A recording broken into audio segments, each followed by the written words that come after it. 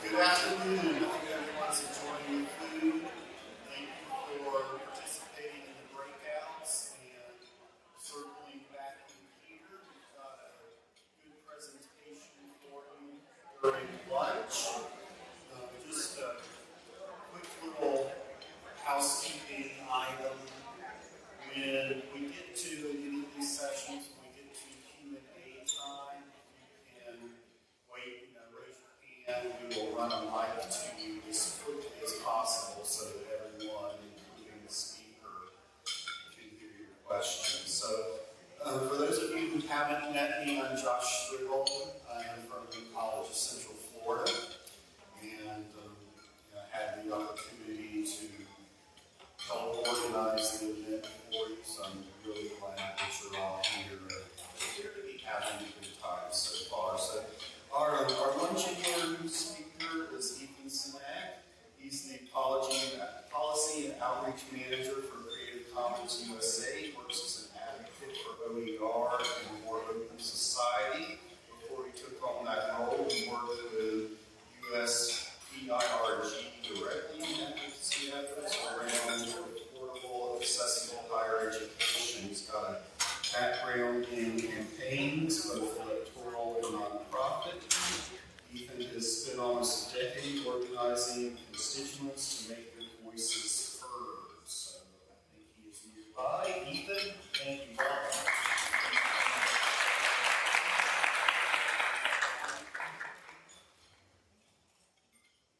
Hello. You just want to make sure you're hearing me. How's everybody's lunch going? I understand folks were a little cold. I talked to the organizers, say they are working to fix that. So hopefully you'll acclimate over the next 45 minutes or so while I'm talking to you. But I appreciate you being in here to listen to me, even though you are cold.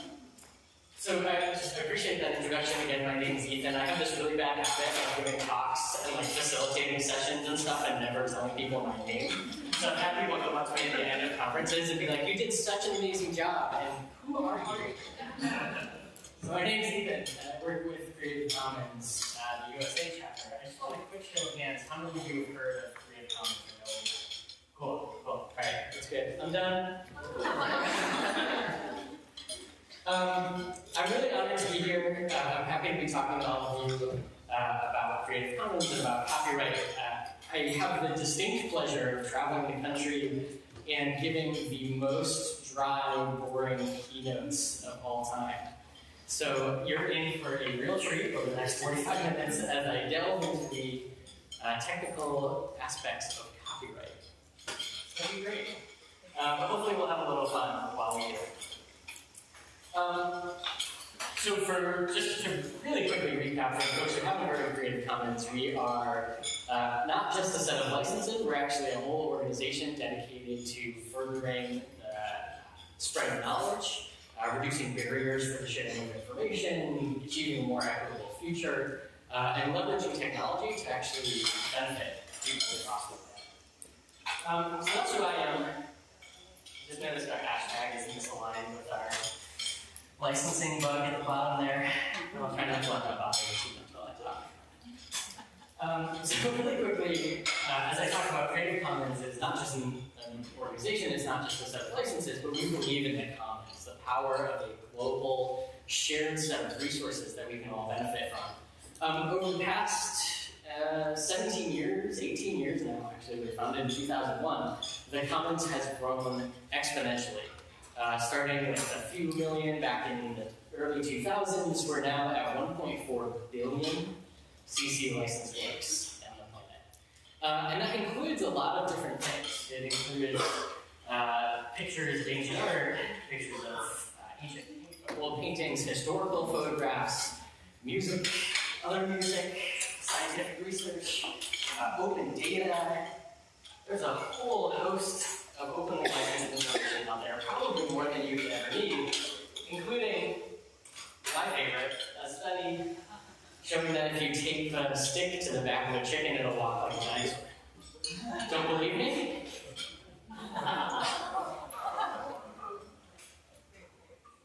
But on a more serious note, there is tremendous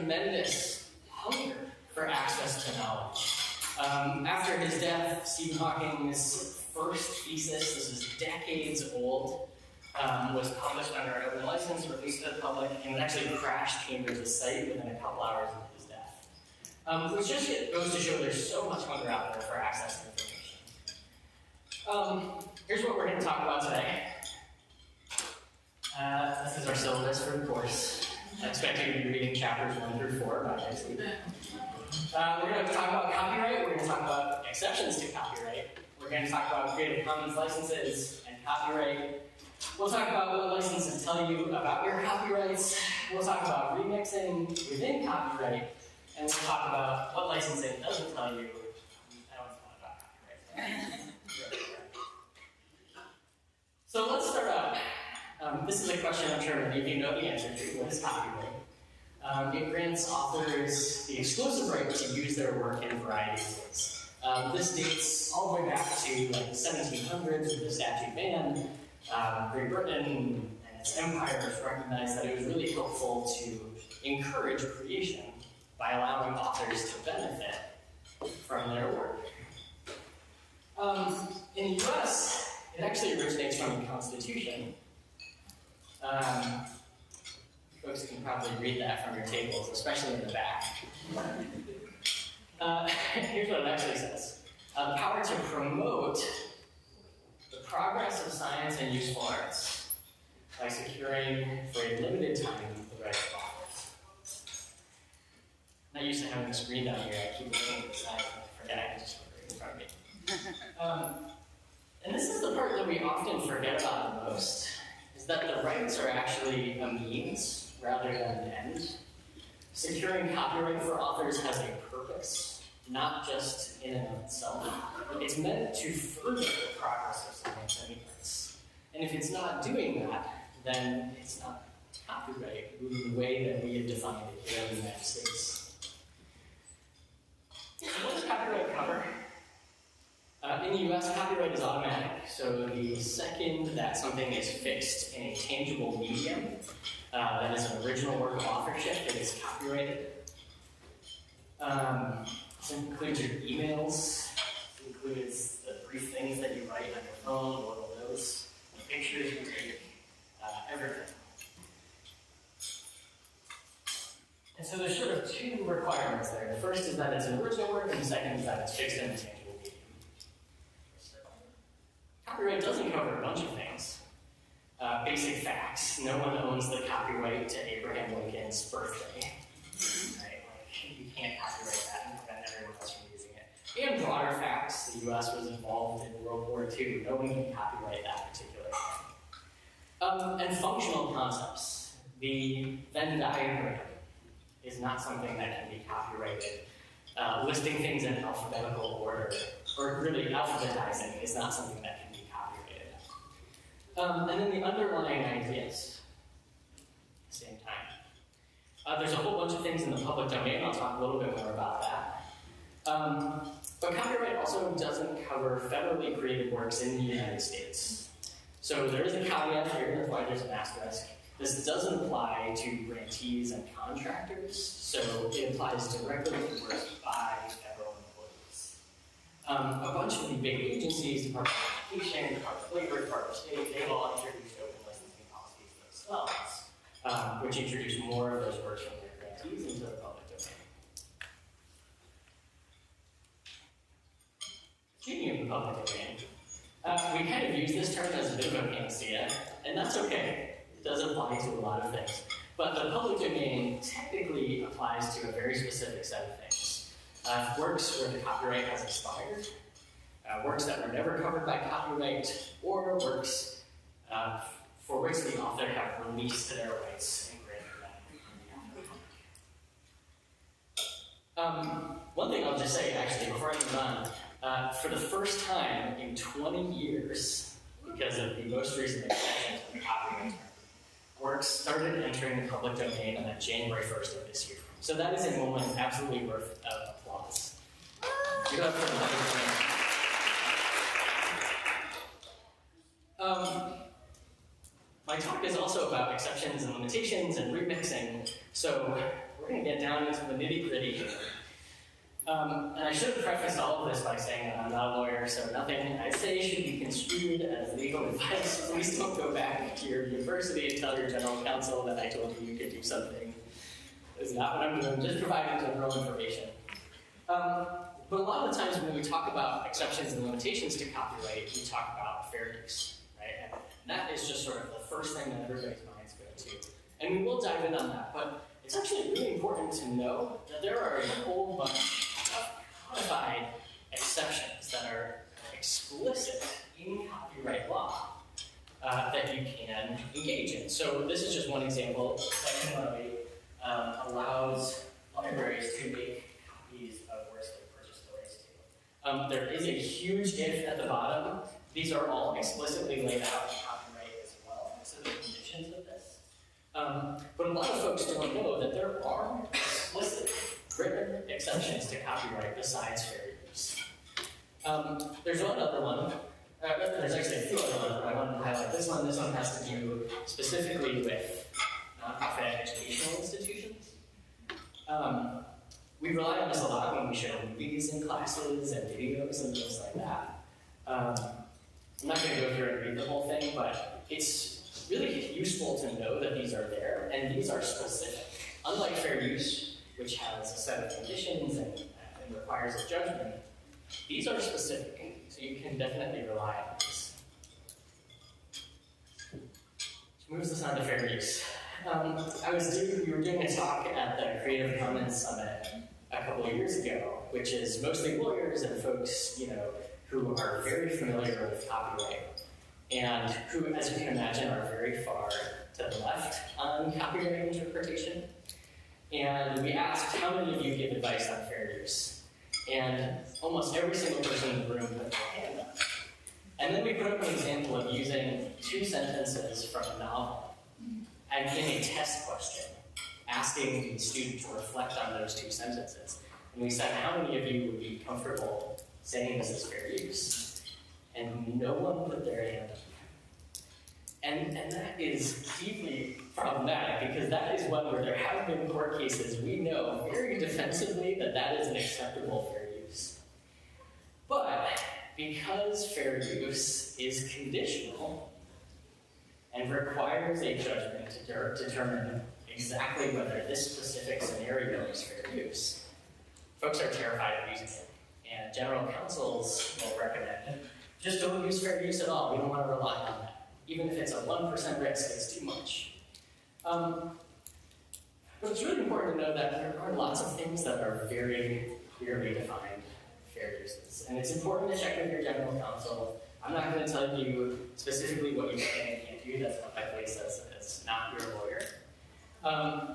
But it uses the 4-factor test, which I'm sure all of you have probably seen at one point or another. Depending on the conditions of the use, these 4 factors determine whether or not it was fair. And quite frankly, we need to do, we meaning myself and other folks who work in the copyright space, we need to do a much better job helping people be comfortable with this test and understanding and being comfortable relying on fair use. It's really hard to teach history without historical photographs. It's really hard to teach English and literature without actual novels. It's really hard to teach music if you can't sample any music. We need fair use. And for a really long time, fair use was the response to that need, right? As we developed radio, as we developed TV, fair use was supposed to be the outlet that allowed a little more flexibility within the copyright space. Unfortunately, as the internet has developed, some of these questions become much harder to reflect on. The nature of the work, commercial impact, right? Those things become much more complicated when you're talking about posting stuff online. So there are a bunch of efforts underway. One of the things we're working on right now is best practices in fair use. Not just like our own interpretation of it, but actually going out and doing a survey of all the lawyers in the country and all of the educators and practitioners, finding out what they consider acceptable, and then producing a series of guidelines that let you know This is something that I'm comfortable doing, and I'm comfortable telling my university is okay. I haven't been following my notes at all, so I'm sure I missed things. One of the things that I will say is that the Creative Commons licenses don't supersede fair use. This is really important. If a use is fair, then the copyright is actually irrelevant. So which license is on it doesn't matter. And the CC licenses are written explicitly to communicate that to people. So that's fair use. Take a deep breath. I'll also recognize that I'm only up here for like 40 minutes, and this is stuff that lawyers spend a decade of their life learning, so I'm not going to be able to answer all of your questions. But I want to hit is just kind of the main points and questions. All right, now to the easier stuff. Why did Creative Commons come about? If we have fair use, if we have these exceptions to copyright, why did we need to make a whole other system of licensing that introduced more flexibility into the market? And it's because of this chart, really. When copyright was created, it was for 14 years. And you had the option to extend it for 14 more, so 28 years total. That number is significantly higher. That's the life of the author plus 70 years in the United States. Other countries have more, some countries have less.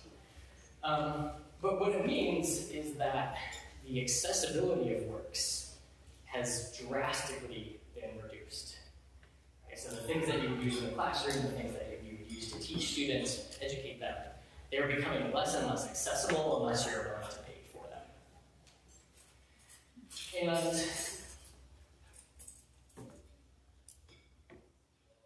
that presents a problem. It's really hard to teach this stuff if you don't have access to the materials. Similarly to the extension in the copyright term, we also made copyright automatic. So it used to be you had to opt in to an all rights reserved license, and about 40 years ago, we flipped that entire dynamic on its head. So the second something is created, it is automatically all rights reserved. We all know the big C. But then, this thing called the internet came about, and you have this entire generation of creators and authors who are making content that they want to be shared. It's the utter antithesis of what the copyright system tells them they should do with their work. Right? They need it to be spread around as widely as possible. This is the first blog ever written by a student at Swarthmore College. Hi, Silent on the world. Hi. But for people like Justin, an all rights reserved copyright doesn't make sense. He needs people to share his work. He actually benefits the more it's shared. And people aren't going to do that if they have to pay for it. So a group of copyright lawyers got together and wanted to write a license that clearly communicated a work was meant to be shared. Instead of holding this and retaining all of my rights and defending it to death, I actually want my work to be spread, to be shared, and I want to clearly communicate that to people so they're comfortable doing it. They wanted to create a more human version of the copyright license. And that's where Creative Commons came about. So the Creative Commons licenses have 3 different layers. The first, well, arguably all 3 of them are very important. The first one is the human readable version. This is really simply put. This allows you to see what you're allowed to do with the work. If you click on the license, it brings you to a page that is written as simply as this. This license, you're free to share, you're free to copy and distribute, you can adapt for any purpose. As long as you follow this particular term, you attribute it. Really simple. It was meant to be so any person could read it and understand immediately what they were allowed to do. At the same time, we also wanted to be really sure that these licenses were protecting authors' rights and were legally defensible. So there's a full legal text, which you're welcome to read through at any point if you would like. This is like cropping out half of it just because it didn't even fit. The third layer is the machine readable version. So we also, if you put the bug on your work, it can actually be crawled by internet search engines and things like that, so people can actually find your openly licensed work. So those are the 3 layers of Creative Commons. I'm not going to dig in huge part to the license specifics. I'm happy to later if folks have a question about that, but given how familiar folks are with Creative Commons, I think time might be better spent elsewhere. There's 4 main considerations. Attribution is the most common, non-commercial, share-alike, the viral license, and no derivatives. When you combine all those, you get 6 different types of licenses. And generally, we encourage folks to use CC BY. That's the freest of the licenses. That is the most open, as one might say. But it's really important to recognize that we wrote other licenses because there are situations that merit them, that make sense for them. The no derivatives license might make a lot of sense for someone with a creative work who really wants their work to be shared in its exact form. The share alike license is perfect for somebody who really wants to spread open licensing and create sort of the viral impact of openness. There are 2 other, we call these legal tools, and I want to just explain these. The first one is the CC0 license. This one is different than CC BY. The CC0 license releases all of your rights unto the public. So it's essentially placing your work in a public domain, into the public domain. The second one, the bottom row here, this is the public domain mark. If you see this, this is something that can be applied to a work that is already in the public domain. It's just a way of identifying it and helping it be tracked. So you can't go and license someone else's work into the public domain. But you can say, oh, I found this thing from 80 years ago, it's in the public domain, but it's really hard to find, it's on the market as public domain. But before I move on, the big thing that I wanted to highlight about CC licenses that makes them different from all rights reserved is that they are one to the public. So a traditional license is one-to-one. You have to actually, the author, or the creator, or the copyright holder, and the user have to enter into a specific agreement with each other. The Creative Commons licenses were written differently to grant broad reuse rights to the public. You can reserve the ones you're most interested in, attribution, non-commercial, those. You keep certain rights. But instead of having to go to each individual that wants to use the work, you can actually grant that broad slate to members of the public. So what do the licenses actually tell you? This is back to the definition of copyright. And the licenses essentially tell you which of these rights you're able to exercise on a particular work. Simple as that.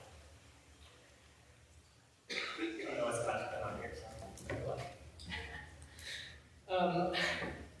Another way to translate these, I'm sure all of you have seen these before, is the 5 R's. So David Wiley created these 10, 15 years ago. There may have only been 4 at that time, but these are the 5 key activities that someone can do with an openly licensed work. Retain, reuse, recycle. I always feel like that one inherently goes in there. But more importantly, these are just a few different ways to visualize what the licenses tell you. This is just kind of a scale of openness. You don't want it to be used as a judgmental tool. But this is broken out based on what you're able to do with a particular work. So someone mentioned earlier, not all CC licensed works are open. And so there are folks who consider no derivatives licensed works to not be OER because you can't remix and you can't revise them, you can't create derivatives from them. But this is just a good way to think. You've got public domain all the way at the top, CC BY, very flexible, more restrictive licenses towards the bottom. And then this is also a really helpful chart. Kind of breaking it out again by the permissions. you're able to do and what sort of requirements you need to meet. I'm going to say I have more charts like this that you don't need to memorize. And I have the link, I'll post that. You can go online and download these.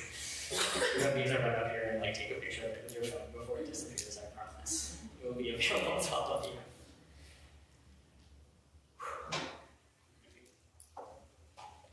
We all should all take a 5-minute break after that.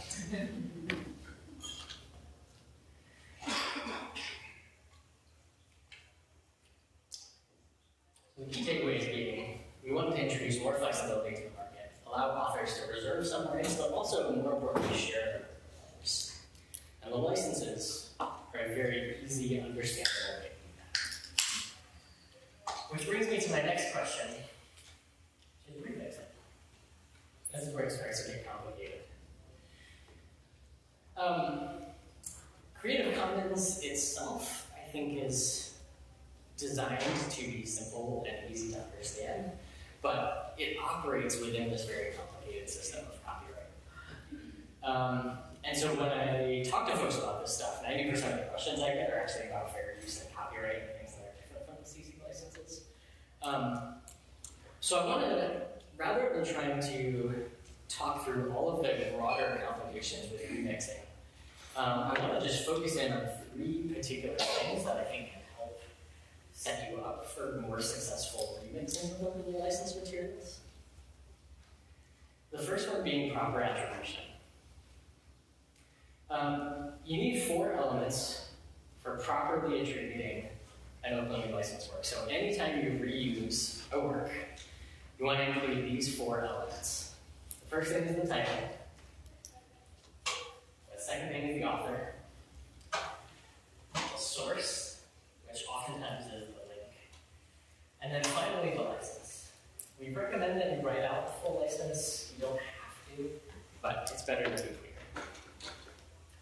And you'll see an example of this. Hopefully I did a good job.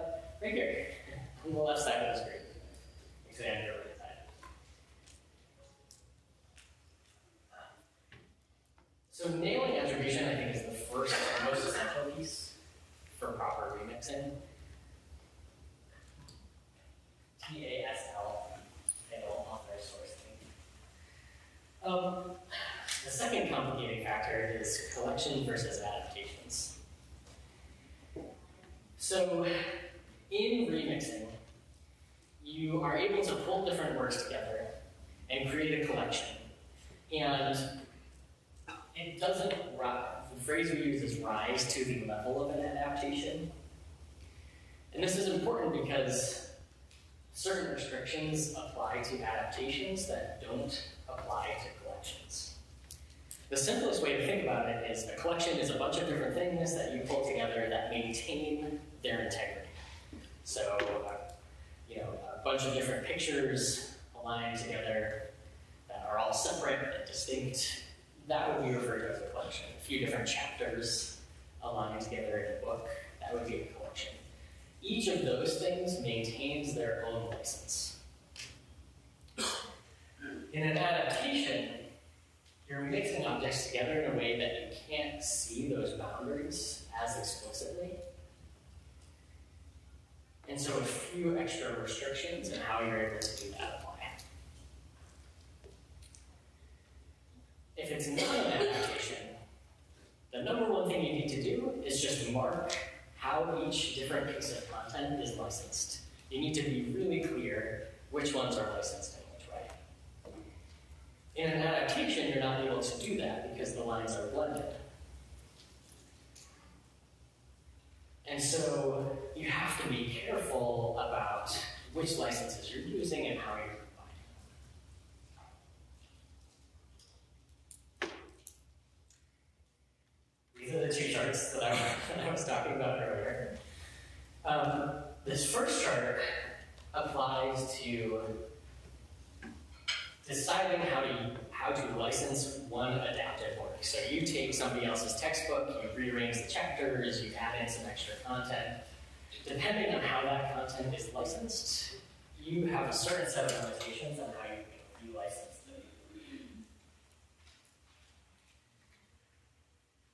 second chart is license compatibility. So certain licenses can only be remixed with other licenses. There isn't really much else to say about this except that because of the way the licenses operate, for example, like the share-alike license, if you create an adaptation, it must be licensed under share-alike as well. So it's sort of similar to think about it that way. But besides all of that complicated stuff, the single most important piece of advice I can give about remixing is just to delineate.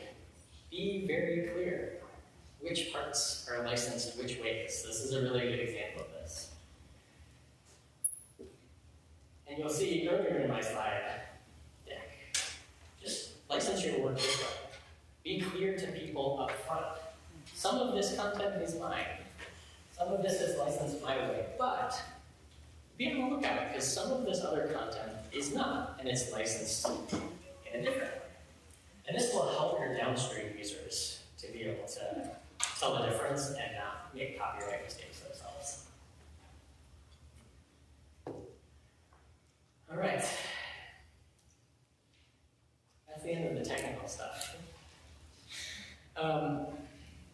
Contrary to the rest of my presentation, what I actually wanted to talk about, although I have no idea what time it is. Oh, this is going perfectly. What I actually want to talk about is sort of the antithesis to what I do in my job, which is talk about how licensing is important. And I want to take a few minutes to talk about what licenses can tell you. Licensing is essential. It's the foundation for openness. It's the foundation of the 5 R's. It's the piece that allows us to build upon, to share, to remix, to do all of those things. But for the past decade and a half, we've relied on licensing as the litmus test for whether or not something is good or bad. Thinking about how different people operate in the space, different materials they've created, look at the license, right? Check out, is it CC BY, is it all rights reserved? It's been sort of our litmus test for whether or not something is happening the way we want it to. But as OER has grown, we've faced much more complicated questions, right? The publishers are here, I'm sure some of them are in the room. Many of them have taken steps to incorporate OER into their products or to release openly licensed content themselves. And that's great, but also makes some people uncomfortable. And so it's really interesting to think about, let me get my notes so I say this the way I want to.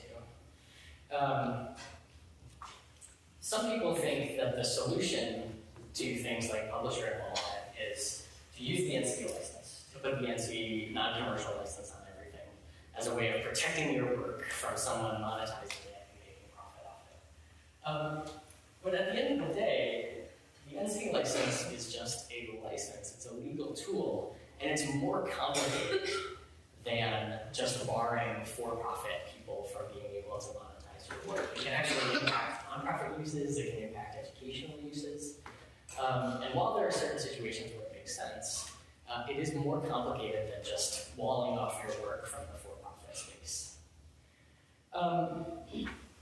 Which is why, at the end of the day, licensing is necessary but insufficient to judge whether or not an effort is good or an effort is bad. I care about equity, but licenses don't tell us anything about how accessible the work is. Both in the sense of physically online, is it discoverable? Is it posted anywhere? You can have an openly licensed work that's sitting on someone's hard drive that no one will ever see. And in the ADA sense, like, is it accessible to everyone, regardless of their learning? I care about representation. Licenses don't tell us anything about whose narratives are included in a work, or whether or not a diverse team participated in the authorship or creation of a learning material. I want people to be able to dive into pedagogy, but as was brought up earlier, right? Licenses don't actually tell you anything about whether a work is published in an editable format. Right? You want to be able to work with these, you want to be able to remix and do all the things we talked about, but the license doesn't actually tell you whether or not a work, you can do that with a work without recreating the whole thing yourself in Word. So that's why I kind of want to end on this point, regardless of being with Creative Commons, that licensing is necessary, but it's not enough. What we need is a more nuanced conversation. We need broader vocabulary. We need to focus on our outcomes and talk about open as a process, a means, not an end in and of itself. We do this work not because we care about OER, not because we care about the license, but because we care about these broader things. We care about student success, we care about equity, we care about inclusion. And so while licensing is the foundation for all of that, we need so much more. We need to take that conversation about outcomes from the implicit, make it explicit, so we can have real conversations instead of going back and forth on which license to pick and whether or not somebody picked the right one. So I'm going to wrap up there. I want to thank you all for your time. This is the link to this presentation, so you can download it right now if you want.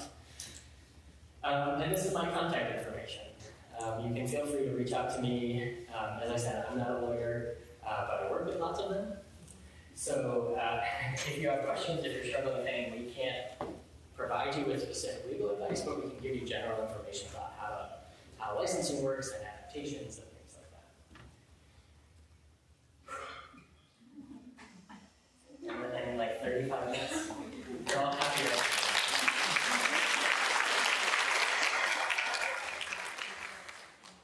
I think we have a few minutes for questions, right? 10 minutes. Are there any questions? Yes, so anyone, as a librarian, I've often advised talk about applying fair use to copyright works, but how does that work with fair use of Creative Commons? So if somebody comes in with a note of evidence, but because could we apply the 4 factors and say, well, maybe we can do a parody of this, or do those things, because in that case, the fair use over trumps the Creative Commons licensing and not just the copyright. Is that accurate? Yes, so fair use overrides Creative Commons. So if the use is fair, it doesn't matter what the license is.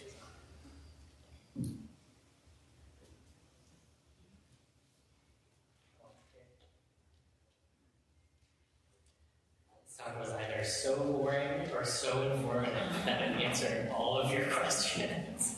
Hi, I just have one question. Yes. If you're just an individual who has created something that's you apply the Creative Commons license to, what are your ability to protect yourself from misuse or violations of the license? I guess my question is, if you're not a large institution that can sue people, what does a Creative Commons license actually do? Yeah, that's a totally fair question. Thanks for that. When it comes to your legal rights, Creative Commons licenses protect you the same way that any other license does. So you, and actually, most of the way you protect yourself if someone misused your work would not be through copyright, it'd be through defamation, slander, or those other things. And you retain those rights whether you're CC licensed or all rights reserved licensed or not. In terms of infringing, again, it's the same protection. So if somebody does not attribute you, then they are infringing. They no longer have that license. It does come down to enforceability, right? Which is really a question of whether or not you have a large company behind you or someone to pay for a lawyer. And from what I understand, a lot of the big associations will represent you, whether it's CC licensed or not. Like the big authors associations or professional groups go through that. So it's not an inherent connection between CC licensing and not having access to a ton of lawyers, but it is a common one because generally for-profit entities have much more lawyers than non-ones. So I hope that answers your question. So can I just ask you one additional question, just sort of, is that in terms of fair use, to what extent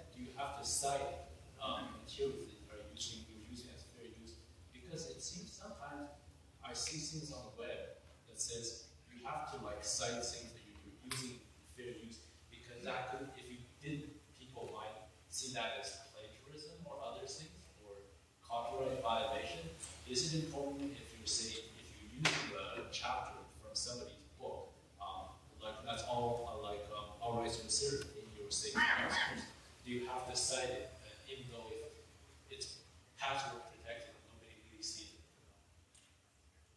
So I don't quite know the answer to your question specifically. I'll say two things. One is that you should always cite. It's just a good practice. Always attribute as thoroughly as possible. And the second thing is that plagiarism is a totally distinct thing from copyright. Like you can be plagiarizing but not violating copyright. You can violate copyright but not be plagiarizing. So it's sort of a different legal protection, and actually, I don't know if there is a legal protection for plagiarism. In terms of where it's hosted, that does matter. Whether it's password protected or not, whether it's on your LMS or not, those are not questions that I can answer, because those are all part of the factors of whether or not it's a fair use. Thank you. Can I follow up on that? Sure. If it's a follow-up, and then Yeah. we've got one back there. I was just going to add. It doesn't actually offer any protections, but it can help you if you are brought into court with the judge's determination of damages. So if you can document a good faith effort, then as an educator, those damages will be very low or none at all. So that's the reasoning why you would want to document that fair use. So for your damages and your protection. Well, and also because it helps the downstream user, right? Like if somebody else takes it, it's helpful for them to know that you were using that under fair use, and it wasn't like your own content that you were licensing. So many of the faculty at our university are getting articles through interlibrary loan and posting PDFs into Canvas or finding resources and posting them into Canvas. With interlibrary loan and copyright, do you have any words of wisdom for how to handle? I mean, being a librarian and works with OER courses, many times this is a question I get. Is it fair use to use an interlibrary loan article from 5 years ago? Can they still post it, and is that copyright cleared? Yeah, that is one of those things that I can't answer. That is something I think you have to, that's a decision from your general counsel about how much risk they're willing to take. Right? Like the risk is relatively, frankly, we're talking about educational uses, we're talking about for specific students. Please no one record me saying that and post it up. But, ultimately it does come down to your institution and how they want to interpret things.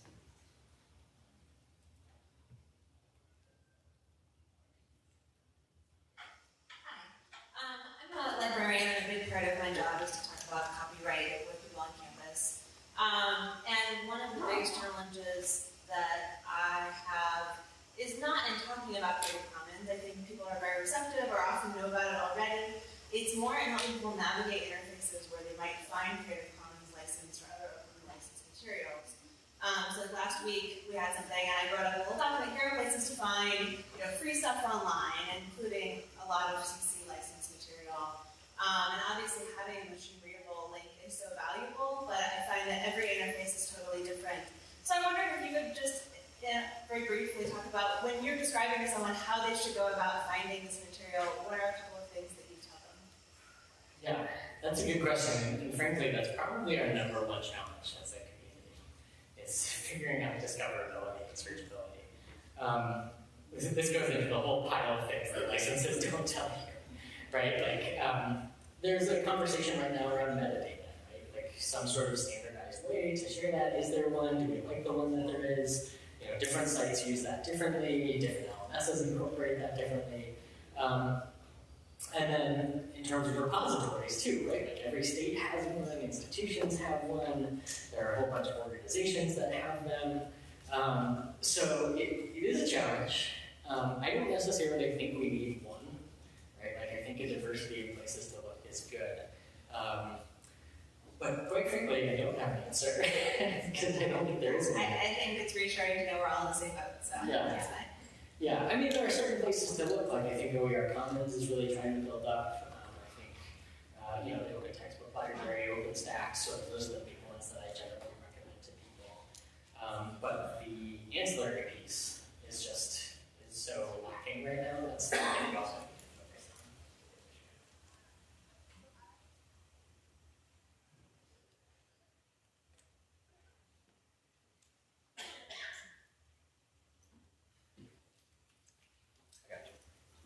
be our last question. Since you're here, this keeps coming up at our institution and no one seems to know. If you want to show a video in your classroom and you have it on Netflix, what's the rule? This would definitely be in the category of things that I can't give you a specific however, I will say there was a piece on EdSurge just a couple of weeks ago that we contributed a bunch of information to that talks about the Netflix question specifically in classroom use. Honestly, it's one of those things where Netflix has basically said they don't care if you use it in the classroom. So it's like kind of one of those free for educational use things. But it's a little bit more complicated than that. So it's worth checking out that piece on EdSurge. The other thing I'll say is keep on the lookout for other articles like that. We're actually kind of pitching a few different places on a series of articles about like very practical copyright questions, can I, can't I, in the classroom, that sort of thing. Thank you all so much. Hopefully